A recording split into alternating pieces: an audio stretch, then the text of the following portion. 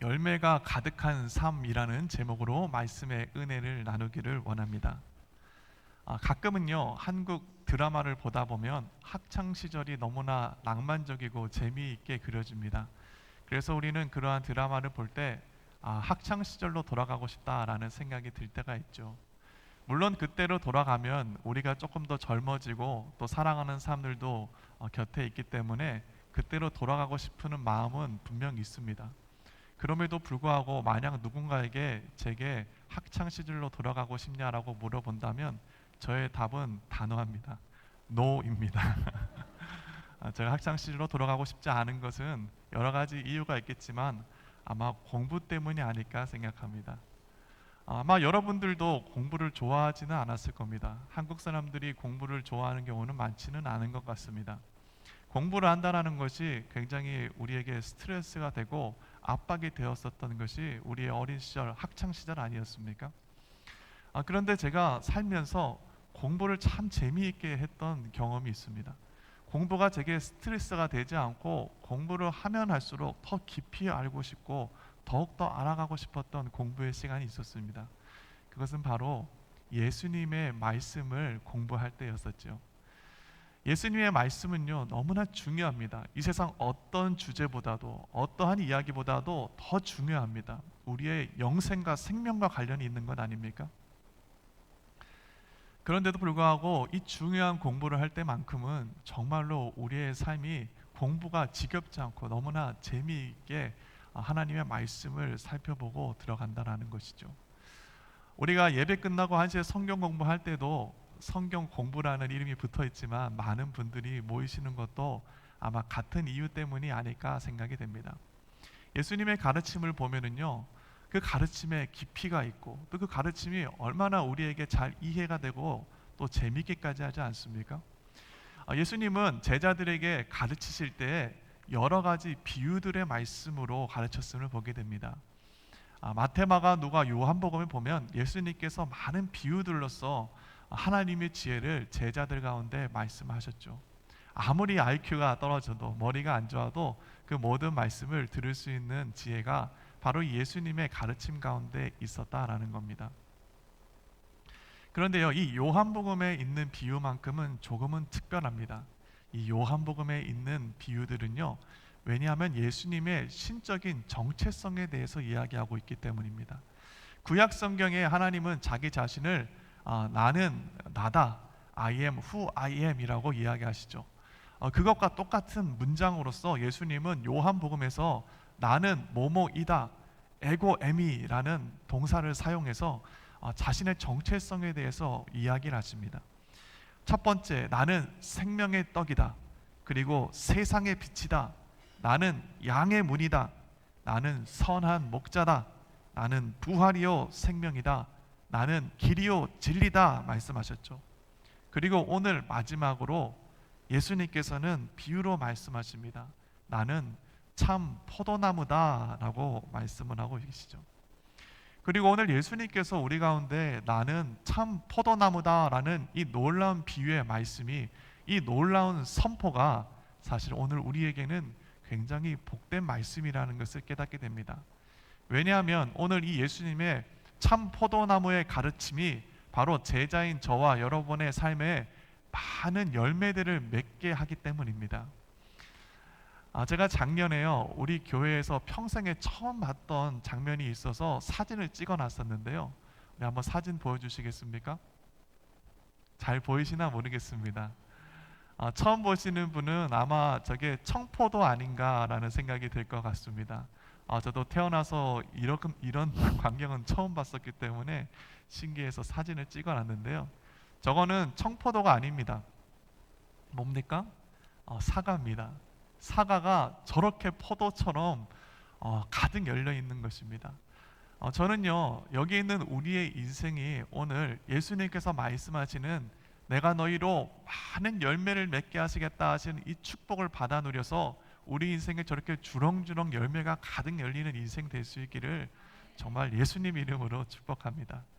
그렇다면 우리 인생이 어떻게 하면 많은 열매들을 맺으며 살아갈 수 있을까요? 우리가 열매를 맺기 위해 기억해야 될 첫 번째가 있습니다. 우리 스크린에 나가는데 한번 다 같이 고백해 봅시다. 시작. 예수님께 내 삶을 열어드려라. 여러분 인생에 많은 열매를 맺고 싶으십니까? 그렇다면 예수님께 여러분의 삶을 열어드리십시오.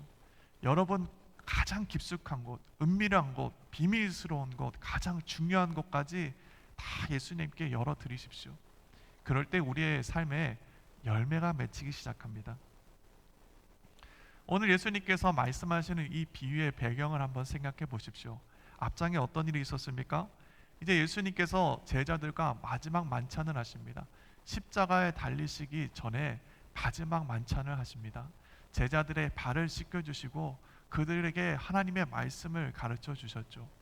그리고 14장 마지막 절에 보면 예수님의 제자들에게 말씀합니다. 얘들아, 이제는 일어나서 이 자리를 떠나자 말씀합니다. 그리고 나오는 것이 바로 오늘의 15장 말씀이죠. 예수님이 이제 겟세마네 동산으로 기도를 하고 가고 계십니다. 아마 저녁이었겠죠. 식사를 하고 나왔으니 저녁이었을 겁니다. 또 예수님께서 있었던 그때 당시의 절기가 6월절이었다 성경은 이야기합니다. 6월절은 오늘날 우리가 살고 있는 이 시기와 비슷합니다. 3월 말에서 4월 초, 바로 이때가 예수님께서 마지막 만찬을 마치고 겟세마네로 이동하시고 있었던 그때였죠. 이스라엘은요 사막 기후입니다. 우리가 살고 있는 캘리포니아와 기후가 굉장히 비슷합니다. 아마 그때 저녁에는요 바람이 불기는 하지만 아직 차진 않았을 겁니다. 어쩌면 바람을 통해서 우리가 살고 있는 이 세크라멘토처럼 꽃향기가 났을지도 모릅니다. 달이 밝았을 것이고요. 또 사방에 꽃이 피고 있었습니다. 어쩌면 그들이 포도원을 지나고 있었을지도 모르죠. 그때에 예수님께서 제자들 가운데 말씀하십니다. 우리 1절 말씀인데 한번 같이 읽어보겠습니다. 시작. 나는 참 포도나무요 내 아버지는 농부라. 예수님이 지금 자신의 정체성에 대해서 나는 무엇이다 라고 이야기하고 있습니까? 나는 참 포도나무다 라고 이야기하고 있습니다. 포도나무는요 하나님께서 이스라엘 백성들을 지칭할 때 많이 비유로서 쓰셨던 단어입니다. 이스라엘 민족을 대표하는 나무들 중에 한 가지라는 겁니다. 그런데 예수님께서는요 지금 자기가 참 포도나무다 라고 이야기하고 있습니다. 모든 이스라엘 백성들의 근원, 진짜 이스라엘이 바로 자기 자신이다 라고 선포하고 계시죠. 그리고 이 독특한 선포 다음에 또 한 가지 특이한 비유로서 주님은 말씀하십니다. 내 아버지는 무엇이다 라고 말씀하고 계십니까? 농부다 라고 말씀하고 계십니다. 이 비유의 말씀은요 해석하는 데 주의를 요합니다. 자칫 잘못하면 비유를 과대 해석해서 말씀하시는 사람의 의도와는 다르게 해석할 수가 있기 때문입니다. 그럼에도 불구하고 오늘 예수님께서 우리 가운데 나타내주고자 하는 분명한 의도 한 가지가 있음을 보게 됩니다. 그것은 예수님을 이 땅에 보내신 성부 하나님은 농부라는 겁니다. 농부는 무엇합니까? 농부는요 농사를 계획하고 또 씨를 뿌리고 가꾸고 하는 그 모든 일을 계획하는 분입니다. 또 만들어 가시는 분이라는 겁니다. 하나님께서 예수님을 보내신 성부 하나님께서 이 세상의 구원을 이루어 나아가기 위해 그 모든 것들을 가꾸어 나아가시고 계획하고 계시고 이루어 나아가시는 분 된다라는 것을 알 수가 있죠.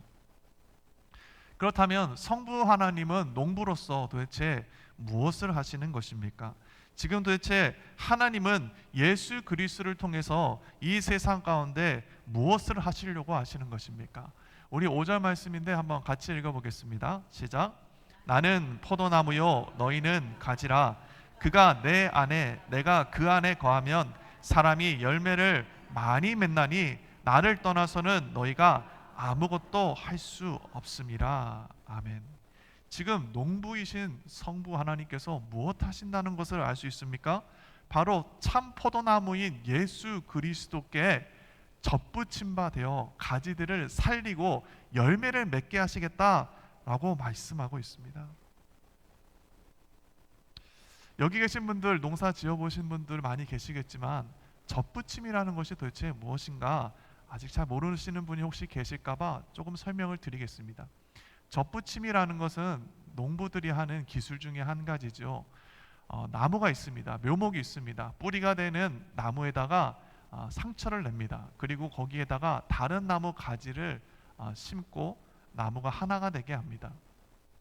처음엔 분명 두 개의 다른 나무의 종류였지만 접붙임을 하게 되면 가지가 결국 나무에 붙게 되고 뿌리로부터 올라오는 영양분을 받아 가지가 자라나 열매를 맺는 것이 바로 이 접붙임입니다.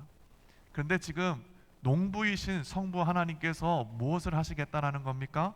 바로 이 접붙임, 참 포도나무 되시는 예수 그리스도께 가지된 우리의 인생을 붙여서 살게 하시겠다라는 것입니다. 성부 하나님께서 구원을 베푸시는 그 계획과 뜻이 이와 같다라는 겁니다. 너희를 하나님께 접붙임 바 되어 살게 하시겠다 말씀하고 계시는 것이죠.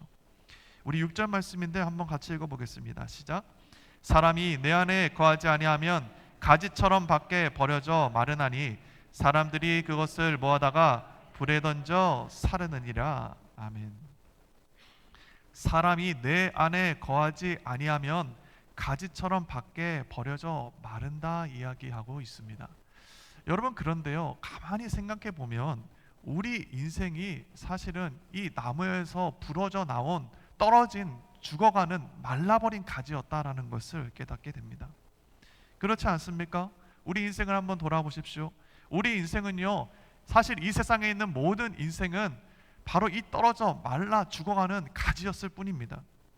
세상 가운데 염려하고 헛된 것들 가운데, 세상일 가운데 분노하고 애쓰지만 열매가 없고 또 죽음 앞에 절망하며 애통하는 인생이 바로 이 세상의 모든 인생들이었다라는 겁니다.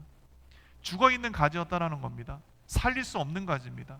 그런데 그런 죽은 가지 같은 우리 인생을 하나님께서 들어 올리셔서 참 포도나무 되시는 살아있는 나무에게 접붙임 바 되어 그 가지를 살게 하시고 열매를 맺게 하시겠다라는 겁니다. 놀라운 축복이죠. 이미 죽어버리고 말라버린 가지를 가져다가 살아있는 가지로 만들고 또 그 가지를 통해 열매를 맺게 하시겠다니 얼마나 놀라운 기적입니까? 그리고 그 놀라운 기적이 바로 지금 이 자리에 앉아있는 저와 여러분 가운데 경험되고 누려졌다는 것 또한 하나님께 감사해야 될 일이겠죠. 그렇다면 여기서 우리는 한 가지 더 생각해 봐야 됩니다. 예수님은 도대체 왜 이 구원을 접붙임으로 비유하셨는가라는 것입니다. 왜 예수님은 우리를 구원하시는 것을 이 가지가 나무에 붙는 접붙임으로 비유하신 것입니까? 그것을 조금만 더 이해하기 위해서는 접붙임의 방법에 대해서 구체적으로 살펴봐야 됩니다. 접붙임을 할 때는요, 뿌리로부터 땅으로부터 올라오는 나무에 상처를 냅니다. 껍데기를 벗기고 형성층까지 칼 흠집을 내서 그 가지가 들어갈 수 있는 공간을 만들어야 됩니다. 접붙임을 할 때 가지를 붙일 때요, 껍질을 벗기지 않고 또 그 나무의 속까지 파내지 않고 가지를 들어가게 할 수 있는 방법은 없습니다. 껍데기가 있으면 가지가 백날 붙어 있어봐야 결국에는 그 나무와 하나가 될 수 없기 때문입니다. 접붙임하기 위해서는 뿌리가 되는 나무에게 상처가 나야 한다라는 것입니다. 껍데기를 벗기고 그 나무에 날카로운 칼집을 내서 형성층까지 공간에 상처를 내야만 뿌리를 낼 수 있는 그 공간이 만들어진다는 것입니다. 이것을 통해서 우리가 생각해 보는 것은 바로 예수 그리스도의 십자가죠. 예수님께서 우리를 자녀 삼기 위해서 죽은 가지 같은 우리 인생을 살아있는 가지가 되게 하기 위해서 행하신 것이 무엇입니까? 바로 이 세상에 오셔서 자기의 육체를 십자가에서 쪼개고 우리를 자녀 삼기 위하여 그 자신의 모든 것을 내어주신 고통과 희생이 있었다라는 것입니다. 예수님이 우리를 자녀 삼기 위하여 큰 고통을 치르셨다라는 겁니다. 예수님께서 우리를 자녀 삼으시는 것이 공짜라고 생각하는 사람이 있습니다. 여러분, 공짜입니까? 아닙니다. 예수님이 우리를 자녀 삼기 위하여 치르신 희생은 그분의 생명입니다. 그분은요, 우리를 살리기 위하여 십자가에서 그 큰 희생을 자신의 옆구리에 창자국을 내며 자신의 손과 발에 못자국을 내며 우리를 받으셨다라는 것입니다. 하나님이 우리를 자녀 삼으시는 것은 이와 같이 끔찍한 고통과 희생이 감내되었다라는 겁니다. 마치 젖붙임을 하기 위해서는 나무에 상처를 내고 형성층까지 칼집을 내야 하는 것과 비슷하지 않습니까? 하나님께서 우리를 위해 흘리신 그 십자가의 상처와 십자가의 고통과 보혈이 놀라운 은혜라는 것을 다시 한번 깨닫게 됩니다. 다시 한번 우리의 삶을 받아들이기 위하여, 우리를 자녀 삼기 위하여, 죽었던 우리를 살리기 위하여 십자가에서 당하신 그 고난과 또 예수 그리스도의 순환을 다시 한번 묵상하고 주님 품 안에 거할 수 있는 저와 여러분의 삶이 될 수 있기를 예수님의 이름으로 축복합니다. 9절 말씀입니다. 한번 같이 읽어보겠습니다. 시작. 아버지께서 나를 사랑하신 것 같이 나도 너희를 사랑하였으니 나의 사랑 안에 거하라. 어디 안에 거하라 말씀합니까? 나의 사랑 안에 거하라. 예수님 말씀하고 있습니다. 내가 너희를 사랑하는 이 사랑 안에 거하라. 내가 너희를 품에 안고 살리는 이 사랑 안에 거하라. 주님 말씀하고 있습니다. 이 명령이 예수 그리스도의 간절함이 묻어나오는 것이죠. 여러분, 그런데요, 여기서 중요한 것이 있습니다. 그렇다면 젖붙임이라는 것은 나무에게만 상처를 내야 하느냐라는 겁니다. 그렇지 않습니다. 젖붙임이라는 것은요, 물론 나무에도 상처가 나야 되는 것이죠. 형성층까지 칼집이 나야 됩니다. 그런데 나무에게만 상처가 난다고 젖붙임은 되지 않습니다. 정말로 젖붙임을 하기 위해서는 가지도 자신의 껍데기를 잘라내고 자신의 속 가지까지 그 모든 것을 다 드러내야만 비로소 가지가 나무에 붙을 수 있다라는 겁니다. 우리의 삶도 마찬가지 아닙니까? 우리의 삶이 예수 그리스도와 하나가 되는 것, 젖붙임 되기 위해서는요, 우리의 세상의 껍데기를 벗겨내고 우리 영혼의 깊은 곳까지, 그 중심의 은밀한 곳까지 그 모든 것을 하나님께 밝히 드러내야만 한다라는 것입니다. 우리는요, 하나님과 하나 되는 것, 예수 그리스도의 구원을 누리는 것을 조금 안일하게 생각할 때가 있습니다. 이 정도면 적당히 되겠지라는 생각을 할 때가 있습니다. 그런데 그렇지 않습니다. 어쩌면은요, 우리는 마치 나무에 가지가 붙어 있는 것처럼 보일지 모르겠지만 우리의 껍데기가 아직 벗겨지지 않아서 우리의 영혼의 그 중심까지 하나님께 열어드리지 못하고 내어드리지 못해서 아직 붙어 있는 것 같지만 사실은 그냥 붙어 있는 모양만 취하고 있는 것일 수도 있다라는 겁니다. 우리의 마음이 우리의 영혼의 깊숙한 곳까지 그 모든 것을 하나님께 밝히 열어드리고 하나님을 받아들이는 인생이 돼야 한다라는 것을 다시 한번 깨닫게 되죠. 어떤 사람은 환난 가운데 심령이 가난한 마음으로 자신의 세상의 껍데기를 다 벗어내고 자신의 영혼의 깊숙한 것까지 다 밝히 드러내며 하나님께 나아가는 사람이 있습니다. 어떤 사람은 죽음 앞에 애통하며 슬픈 마음을 가지고 세상의 그 모든 껍데기를 벗어 던지고 자신의 영혼의 깊은 곳까지 예수 그리스도께 드러내며 나아가는 사람도 있습니다. 어떤 사람은 이 세상에 썩어질 것이 아닌 고결하고 거룩한 것을 쫓아 세상의 껍데기를 벗어 던지고 자신의 영혼의 깊숙한 곳까지 하나님께 내어 맡기며 나아가는 인생이 있죠. 중요한 것은 우리가 예수 그리스도께 젖붙임 바 될 때 우리의 영혼의 껍데기를 벗어 던지고 우리 삶의 중심까지 그 모든 것을 예수 그리스도께 내어 드리는 결단과 헌신이 있어야 한다라는 것입니다. 예수님, 이제 내 삶의 중심 가운데 찾아오셔서 내 삶을 다스려 주시옵소서. 예수님, 예수님께서 내 삶의 목자 되십니다. 예수님께서 내 삶의 생명 되시고 근원 되십니다. 예수님께서 내 삶의 주인 되십니다 라는 이 고백이 우리의 영혼의 깊숙한 곳에서부터 고백되어져야만 한다라는 것입니다. 그럴 때 우리의 삶이 예수 그리스도 안에 젖붙임 바 되어 그분의 사랑의 진액을 먹으며 자라나 강한 가지가 되고 열매가 될 수 있는 것이죠. 바라기로는 저와 여러분의 삶에 다시 한번 우리의 마음에 깊숙한 곳에 예수님께 내어드림으로 예수님의 그 놀라우신 은혜와 사랑을 먹고 자라나 강한 가지가 되어 열매 맺는 인생 될 수 있기를 예수님 이름으로 축복합니다. 어떻게 하면 가진 우리 인생이 많은 열매들을 맺을 수 있을까요? 우리가 기억해야 될 두 번째가 있는데 우리 스크린에 다 같이 읽어보겠습니다. 시작. 사랑의 가지치기를 하라. 우리의 속살을 다 드러내고 우리 영혼의 중심까지 다 주님 앞에 내어 맡기고 그 가운데 예수님을 모시고 살아가는 인생은 이제 하나님과 접붙임 바 되어 한 몸이 되어 한 나무가 되어 열매 맺는 인생을 살아가게 되어 있습니다. 그것이 바로 구원의 비밀이죠. 그것이 바로 구원의 은혜입니다.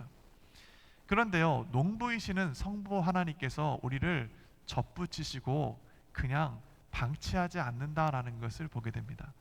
오늘 2절 말씀인데 한번 같이 읽어보겠습니다. 시작. 무릇 내게 붙어 있어 열매를 맺지 아니하는 가지는 아버지께서 그것을 제거해 버리시고 무릇 열매를 맺는 가지는 더 열매를 맺게 하려 하여 그것을 깨끗하게 하시느니라. 무릇 열매를 맺는 가지는 더 열매를 맺게 하신다 말씀합니다.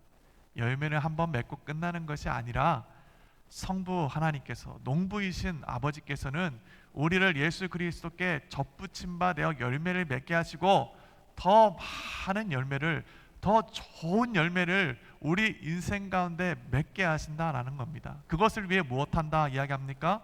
그것을 깨끗하게 하신다 말씀합니다. 여기서 깨끗하게 하신다라는 것은요, 가지를 물수건으로 닦는다라는 것이 아닙니다. 여기서 깨끗하게 하신다라는 것은 접붙임 바 된 그 가지의 잔가지들을 제거한다라는 겁니다. 가지를요 붙이고 접붙임하면은 그 접합 부위에 가지가 솟아나는 경우가 있습니다. 그런 경우 만약 그 가지를 그냥 두게 되면 본래 중심이 되는 가지가 죽게 되죠. 영양분이 그 가운데 가지 못하게 됩니다. 그래서 그 가지에 열매를 제대로 맺을 수가 없습니다.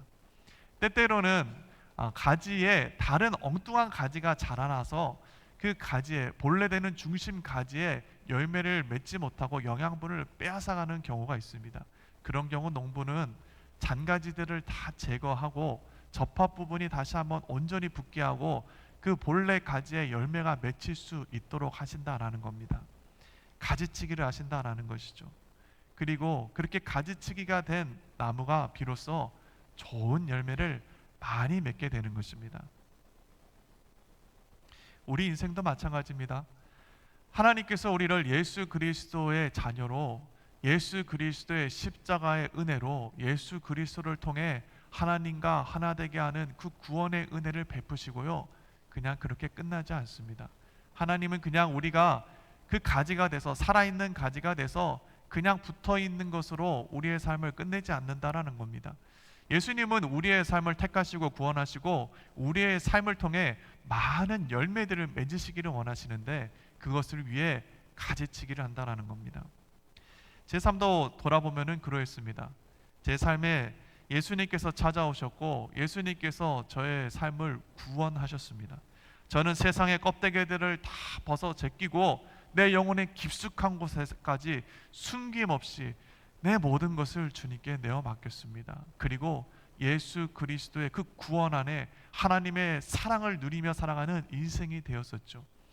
그런데요, 예수님은 저를 그냥 구원으로 가만 놔두지는 않으셨습니다. 제 삶에 구원하시고 나서 그 사랑에 가지치기를 하는 것을 저는 경험하였습니다. 때때로 엉뚱한 곳에 내가 힘을 쓰는 곳이 있으면 하나님께서는 그 엉뚱한 곳에 힘쓰는 그 가지를 끊어내셨습니다. 힘쓰지 말아야 할 관계와 환경들을 제 삶에서 정리해 주셨습니다. 그런데 문제는 하나님께서 내 삶에 이러한 가지치기를 하실 때 내 삶이 너무나 고통스러웠다라는 겁니다. 세상에 내가 기뻐하던 것들을 내 마음에서 제거할 때 제 마음은 너무나 힘들었습니다. 내가 세상에서 의지하려고 하는 마음이 있는데 그 마음을 하나님께서 끊어내는 것은 제 삶에는 너무나 힘든 일이었습니다. 그것은 마치 그 당시에는 내가 망하는 것 같고 죽는 것 같은 제 삶의 고통이 있었습니다. 그런데 돌아보니 그 모든 것은 제 인생에 하나님이 부으시는 사랑을 제 삶이, 내 영혼이 마음껏 누릴 수 있도록 하나님께서 내 삶에 사랑의 가지치기를 하신 것이라는 것을 저는 깨닫게 되었습니다. 그리고 이제는 하나님 안에 그 잔가지들을 다 제거하고 하나님 예수 그리스도 안에 큰 가지가 되어 뿌리를 내리고 열매를 맺는 인생으로 주님께서 인도해 내셨죠. 바라기로는 저와 여러분의 삶에도 하나님께서 부으시는 그 놀라운 은혜만을 사모하고 우리 인생의 잔가지들을 다 제거하여 아름다운 열매를 많이 맺는 인생 될 수 있기를 간절히 바랍니다. 3절 말씀입니다. 우리 한번 같이 읽어보겠습니다. 시작. 너희는 내가 일러준 말로 이미 깨끗하여졌으니 이야기합니다. 너희는 이미 깨끗해졌다 말씀하시죠. 너희는 내가 말해준 것으로 인해 이미 예수 그리스도께 속한 자가 되었고, 너희는 이 세상의 우상을 쫓는 인생이 아니고, 너희는 이 세상의 어떤 것도 사랑하는 인생이 아니라 오직 예수 그리스도만을 사랑하는 가지로서 이미 우리를 축복하시고 하나님께 속하게 하였다라는 겁니다. 또 앞으로도 그 말씀이 우리의 삶을 깨끗하게 순전하게 하여 그 사랑의 잔가지들을 다 제거하고 오직 주님의 사랑만을 먹고 마시는 잘하는 존재로 우리의 삶을 주님께서 보호하시겠다라는 뜻도 내포되어 있는 것이겠죠.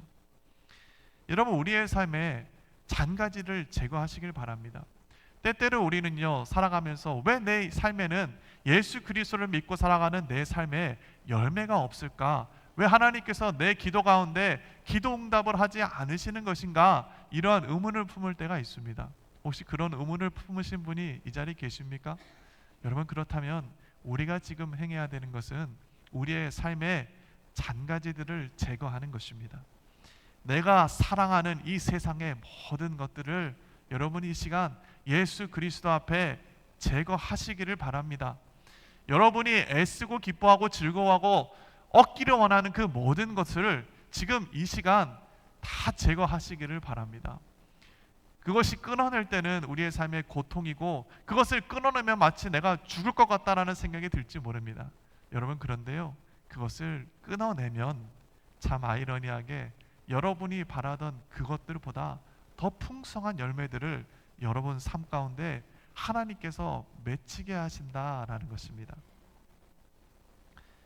우리의 삶에 오직 예수 그리스도만을 사랑하는 그 뜨거운 사랑만을 받아 누리는 하나님이 기뻐하시는 가지 될 수 있기를 간절히 바랍니다. 9절 말씀입니다. 우리 한번 같이 읽어보겠습니다. 시작. 아버지께서 나를 사랑하신 것 같이 나도 너희를 사랑하였으니 나의 사랑 안에 거하라. 나도 너희를 사랑하였으니 얼마만큼 사랑하였다? 자기 자신을 다 내어줄 만큼 우리를 사랑하셨죠. 사랑하였으니 나의 사랑 안에 거하라 말씀합니다. 예수 그리스도의 나를 향한 사랑을 먹고 마시는 인생, 예수 그리스도의 그 사랑의 진액을 우리의 영혼이 누리는 인생, 그 인생이 가지가 되어 열매를 맺게 되고 비바람 가운데 흔들리지 않고 하나님이 기뻐하시는 가지 되어 열매를 맺게 한다라는 겁니다. 다시 한번 우리의 삶이 예수 그리스도의 십자가 앞에 나아갔으면 좋겠습니다. 이 세상을 사랑하는 그 모든 마음들을 다 내려놓고 오직 우리를 사랑하시는 예수 그리스도의 십자가 앞에 나아가십시오. 그리고 그분의 사랑을 다시 한번 마음껏 누리시길 바랍니다. 그러면 우리의 삶은 열매 맺는 인생을 살게 될 것입니다. 사도 바울은 다음과 같이 이야기합니다. 에베소서 3장 16절 말씀입니다. 그의 영광의 풍성함을 따라 그의 성령으로 말미암아 너희 속사람을 능력으로 강건하게 하시오며, 그의 영광의 풍성함을 따라 이야기합니다. 하나님은요, 여러분의 삶을 풍성하게 할 만큼 능력이 있으신 분이고 부요하신 분입니다. 그 풍성함을 따라 성령으로 말미암아 너희 속사람을 능력으로 강건하게 한다 말씀합니다. 우리 안에 예수 그리스도의 그 놀라우신 능력이 바로 임하게 되며 하나님이 우리를 강건케 하신다는 것입니다. 에베소서 3장 17절 말씀입니다. 믿음으로 말미암아 그리스도께서 너희 마음에 계시게 하시었고 너희가 사랑 가운데서 뿌리가 박히고 터가 굳어져서 아멘. 너희 마음에 그리스도가 계시게 하고 너희가 사랑 가운데서 뿌리가 박히고 터가 굳어지라 이야기하고 있습니다. 우리의 가지가 예수 그리스도 안에 뿌리를 내리고 터가 박혀 하나의 나무가 되는 것입니다. 굳건하게 서는 것입니다. 에베소서 3장 18절과 19절 말씀인데 우리 한번 같이 읽어보겠습니다. 시작. 능히 모든 성도와 함께 지식에 넘치는 그리스도의 사랑을 알고 그 너비와 길이와 높이와 깊이가 어떠함을 깨달아 하나님의 모든 충만하신 것으로 너희에게 충만하게 하시기를 원하노라. 아멘. 너희가 그리스도의 사랑을 알고 이야기하고 있습니다. 그 너비와 길이와 높이와 깊이가 어떠함을 깨달으라 이야기하고 있습니다.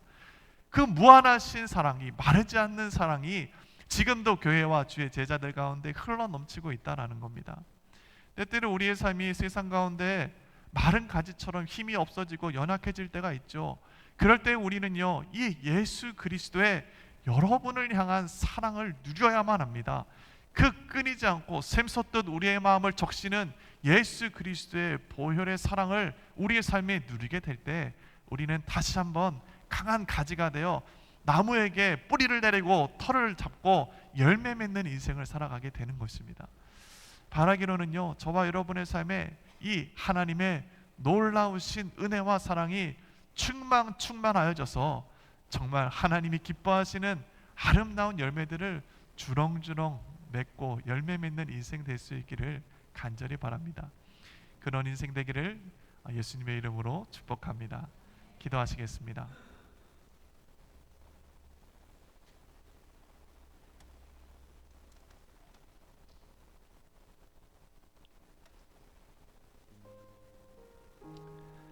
이 시간 열매 맺기를 원하시는 성도의 삶이 있으십니까? 내 영혼의 깊숙한 곳까지 주님을 모시고 예수님을 주인 삼아 목자 삼아 살기를 결단하는 삶이 있습니까? 예수님, 내 사랑에 가지를 치고 오직 주님만을 뜨겁게 사랑하는 인생 살기를 원합니다. 결단하는 성도의 삶이 있으십니까? 그렇다면 이 시간 여러분의 손을 여러분 가슴에 올리시길 바랍니다. 제가 이 시간 여러분들 위해 기도하겠습니다. 거룩하시고 존귀하신 아버지 하나님, 이 시간 주님 사랑하는 주의 제자들 다시 한번 결단하며 우리의 영혼의 모든 것을 주님께 내어 맡기기를 결단하며 나아갑니다. 하나님, 우리의 사랑의 잔가지들을 다 제거하고 오직 예수 그리스도의 그 놀라우신 십자가의 사랑만을 기뻐하며 누리는 인생 살기를 원하는 주의 제자들 여기 있사오니 하늘의 문을 여시고 주님 그 놀라우신 십자가의 사랑을 다시 한번 매일같이 누리며 살아가는 인생 살아갈 수 있도록 주님께서 친히 역사하여 주시옵소서. 주님께서 친히 그 사랑을 부어 주시옵소서. 주님께서 친히 저들의 영혼과 마음 가운데 감화 감동 주셔서 하나님의 그 놀라우신 사랑을 누리며 살아가는 주의 백성 될 수 있게 하나님 축복하여 주시옵소서. 감사드리며 이 모든 기도 우리 구주 예수 그리스도 이름으로 기도드렸습니다. 아멘.